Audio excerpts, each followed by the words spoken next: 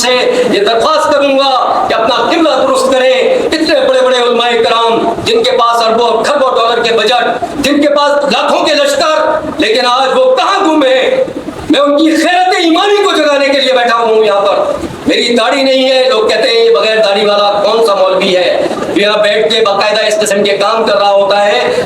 میں بخدا ایک ہی شخص تھا اس پاکستان میں اس لیے آج اس کا نام لینا چاہوں گا کہ میں نے ہمیشہ اس سے روحانی رشتہ رکھا, اور اس فرد واحد نے جب تک اس کی ہستی اس ملک میں رہی, آپ یقین کریں ہماری فورسز کا وقار بھی بحال رہا, ہمارے ملک کا وقار بھی دنیا کے نقشے میں بحال رہا. لیکن جس وقت وہ ہستی یہاں سے وصال کیا انہوں نے اور پردہ کر گئی, جنرل حمید گل صاحب کی میں بات کر رہا ہوں, میرے روحانی بزرگ تھے, ہمارے بڑے تھے, انہوں نے اس ملک کی قدر و قیمت کو سمجھا تھا.